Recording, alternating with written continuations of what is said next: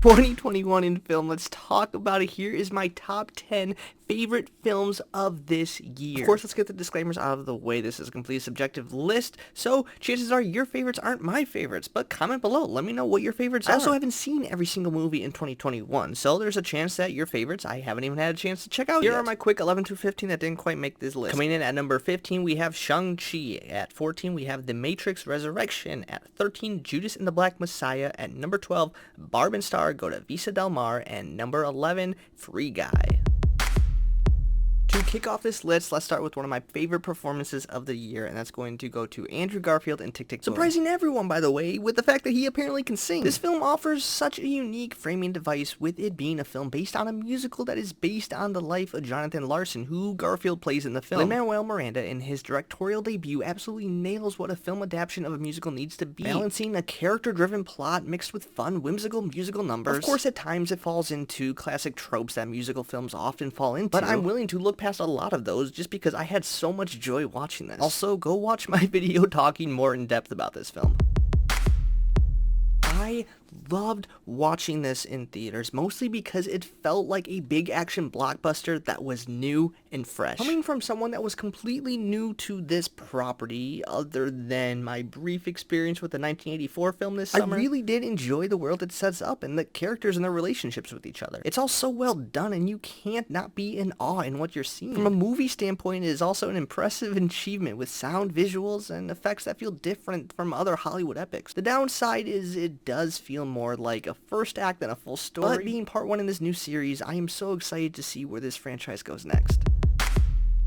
Somehow in 2021, Steven Spielberg not only manages to prove why he is one of the best living directors today, but he does so from a classic. This film rules. It's fun, it's colorful, it's dramatic, and of course it's filled with all the songs that you loved from other adaptations that you've seen of this story. There are so many situations where this movie doesn't work, and I can't say that it's always perfect, but for what it is, it definitely stands out amongst other films this year. Ariana DeBose and Rachel Zegler stand out to me amongst the incredible cast, and the fresh take and added material does a good job separating it from previous iterations of the story and makes it worth watching in 2021.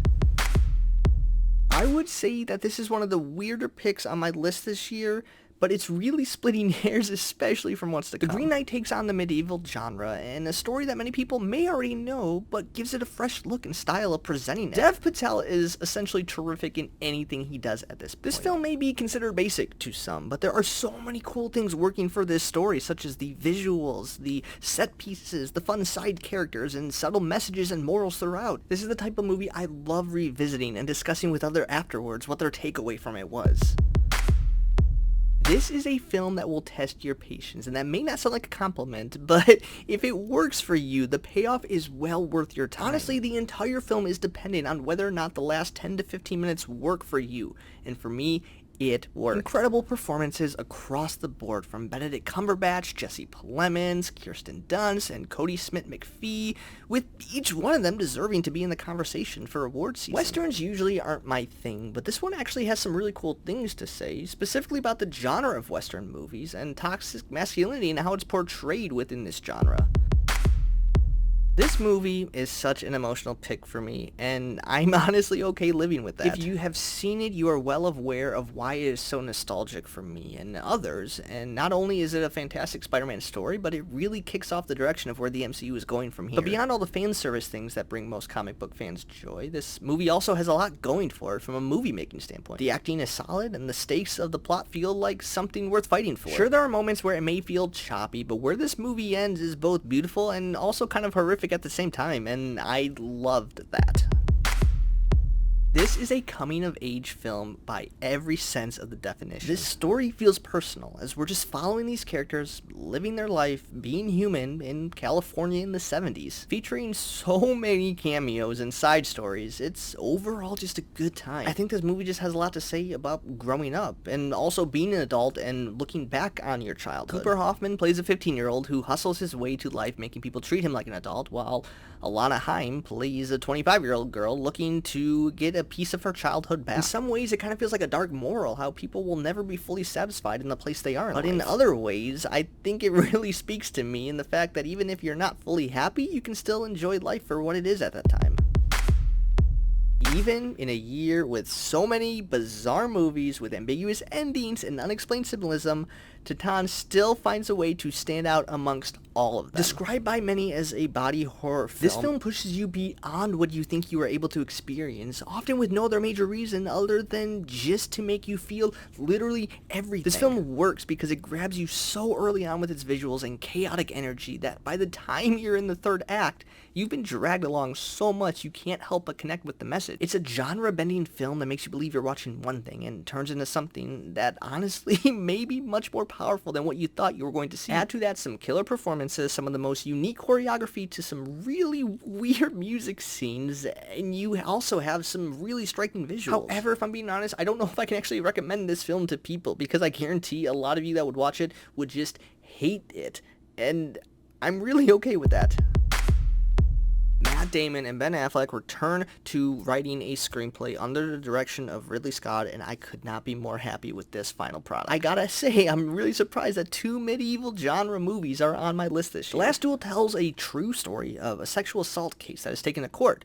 Historically, it frames it from the perspective of two men arguing over whether the woman is telling the truth or not, but this movie brings to life the female perspective to the narrative in a way that isn't too on the nose, but just the right amount of morality at play. The unique storytelling element that this movie brings is that the same story is told 3 separate times. One from Matt Damon, who wrote this section, the husband's perspective. The second from Adam Driver, written by Ben Affleck, the accused assaulter's perspective. And finally from Jodie Comer, written by Nicole Holofenser, the woman's perspective. Each time you see the story play out, there are subtle differences. I really got to give credit to the actors who were also able to really deliver in these performances. The added drama and tension really give a lot of rich context to the action scenes that medieval movies don't always have. I won't lie, it's a tough watch for some people, and I completely understand if this is something that you don't want to experience, especially 3 times in the same movie. But considering the message that it does tell, it really challenged me, and I think it would challenge a lot of other people as well.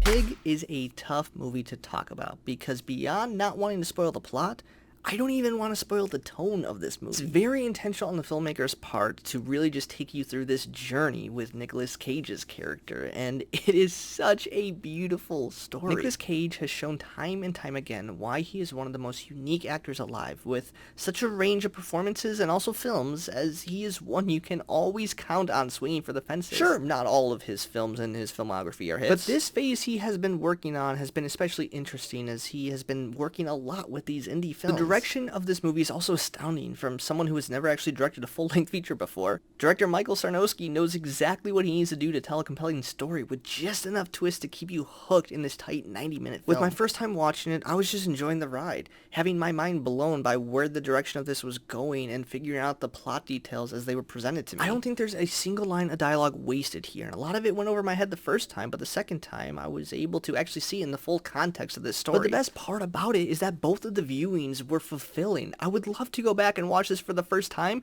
and I also can't wait to go see this for the 3rd and 4th time. That's it. My top 10 favorite films of 2021. What movies did I miss, or what have I not seen yet? Please comment below. Let me know your thoughts. Don't forget to like and subscribe if you want some more content like this. I'm so excited for 2022. We're going to have a lot of cool things coming your way. I will see you next time.